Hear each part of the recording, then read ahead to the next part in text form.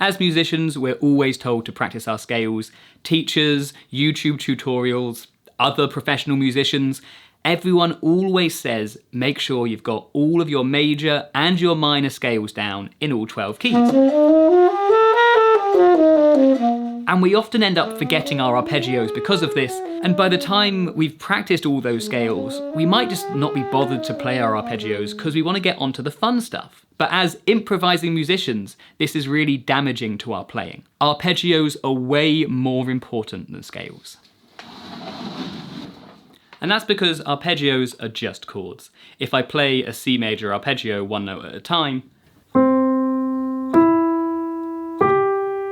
and then if I play those notes all at the same time, it's a C major chord. And the same goes for 4-note chords and 4-note arpeggios. So if I have a D minor 7 chord, which is D, F, A, and C, play that all at the same time to get the chord, play it one note at a time, then I get my D minor 7 arpeggio, sometimes called a D Dorian arpeggio, or a minor arpeggio with flattened 7. All different names for the same thing. Now, when we're improvising, one of the most important things is having harmonic clarity within your lines. In other words, making sure that the notes you're playing reflect the harmony of the song. There's a reason why there's so many YouTube videos out there about using chord tones when you're improvising.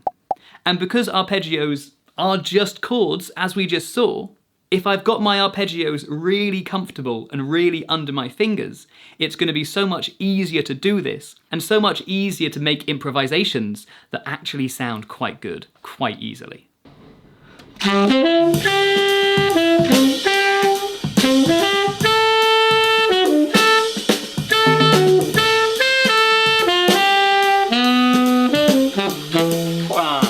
But if instead of my arpeggios, I've just been practicing my scales, it's going to be so much harder to improvise lines that actually reflect the harmony, and it's really easy to sound meandering and like you don't really know what you're doing, even if I'm using technically the correct modes for that chord.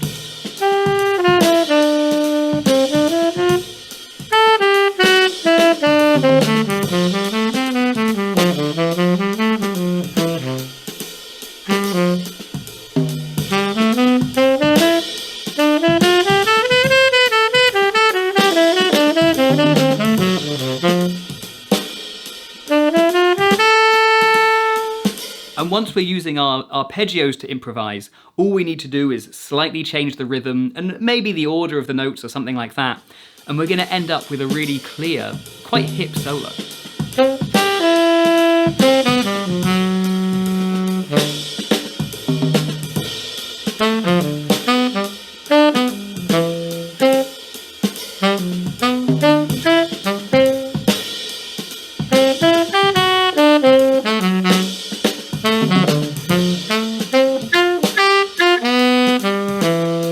Because arpeggios are naturally really clear harmonically, they're one of the best tools for learning the harmonic structure of a jazz standard or a pop song or anything like that that you want to improvise over. Arpeggios can also be used to get us into complicated areas of harmony like the diminished sound or the altered sound so much more easily than scales. But there'll be more on that and other ways we can use arpeggios in future videos. But next time you're practicing, really make sure you're focusing on your arpeggios far more than your scales.